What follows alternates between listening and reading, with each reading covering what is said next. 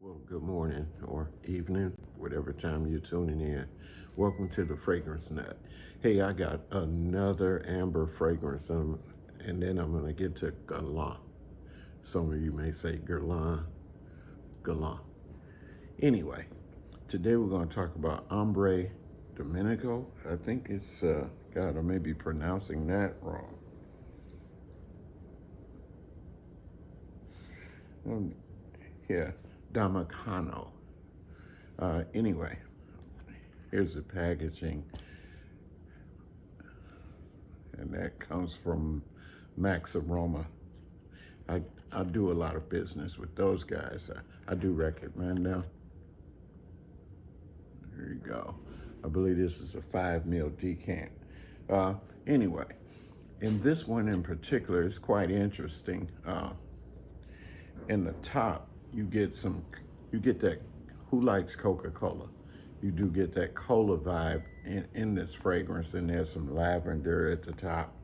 And hold on, I got my notes here because I do want to be specific. Because there's one note that I want someone to tell me, what the hell is it? I tried to look it up. I don't find much. Maybe you do better than I did. But there's some lime in here, and I don't really get the lime, the citrus in it, because in the mid, the amber really comes out and it stays there throughout the duration of the fragrance. So then it has some passion fruit. It is slightly sweet, not overly sweet. This amber is pretty nice, but I'm gonna tell you before the end of this video, one that I sampled in the store, and you might find that out in the previous video, what I'm gonna say. But anyway, there was one that I was just, when I first decided to kind of get into some of the amber fragrances, I thought I'd check this out.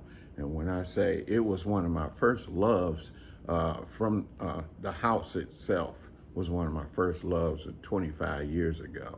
So when I had heard that they did this amber, I decided to go check it out. But man, is it nice. And I'm no amber fan, but I'm seriously considering pulling the trigger on that one, just so I would have, because it, in my opinion, done so well for my liking. Anyway, in the heart notes, you got cinnamon, you got Divana, you have honey, you have Immortelle. I do like Immortelle, but here's the one that I want someone to tell me about. Has anyone out there heard of Mama Jana? It might be a drink or something. It supposedly have some kind of rum sign, but I know nothing about that. Do you? Mama Jana. I know about marijuana back in the day, but not Mama Jana. Anyway, and also it does have a red wine. I'm familiar with wine. I do still drink wine. No marijuana. No hard liquor. Wine. Anyway, and then it has benzoin, so that I love incense. And then it has cistus, it has patchouli. It's not real earthy, so the patchouli, if it's there, he's buried somewhere. He's not as, he's just as, probably if it were a movie, he's an extra that you didn't even recognize. And the star of the show, who has the lead role, is Amber. And then maybe the supporting actor is Mama Jana. And then there's vanilla. So again, it is a little sweet. It's nice. And to me, it kind of gives, are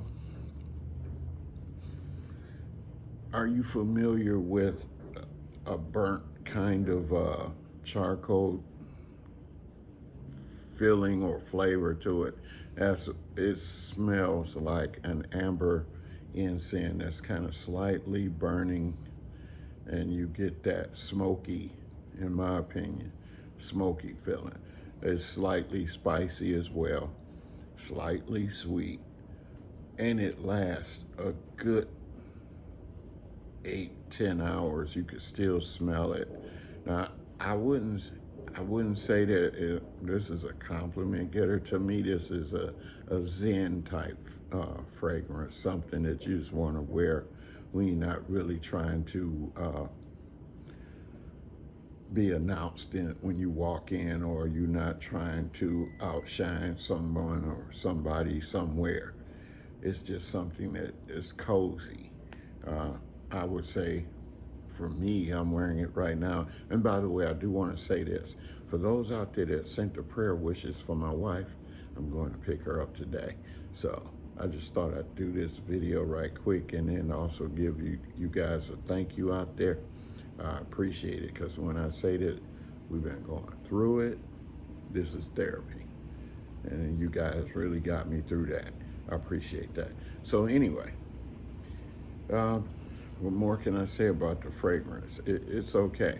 Oh, here's the one that I'm crazy about. Blonde Amber by Clive Christian.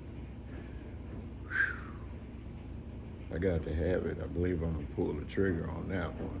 Now, my first love and introduction to Clive Christian was in 2000, I believe 2001. And back home in Detroit. I'm currently living in St. Louis. And I had bought a fragrance from New York. I believe it was Bertolf Goodman. And I called to thank him and said, hey man, this is as good as it gets. And he says, are you sure? I said, you know what I don't know? And he introduced me to Clive Christian. At the time, it was the world's most expensive fragrance. They didn't even make a tester at that time. And I called my store in St. Louis, not St. Louis, sorry, a store that I was familiar with in Seattle. And they sent me a sample. However, I thought I was going to spray, but no. This was a wipe off that and it lasted in my drawer for over a year. So in my divorce, all I could walk away with, because they took the cars, the house, everything, all I could afford was this Clive Christian. So I bought all three. Number one, 1872, and X. And then the lady on the airplane said, oh my, you smell so good. And I'm thinking, well, that's all I could do, because I don't have anything. But that's 24 years later. I'm back on top. So anyway, hope you enjoyed the video. And thanks again for helping me through my therapy. We all love to talk about our fragrances. So enjoy the rest of your day. Like, subscribe, leave a comment. If you have a favorite amber that maybe I don't know about and I should probably try, leave a comment, let me know. I'll jump right on it. And that's it. Always remember, keep smelling good. I will. Bye.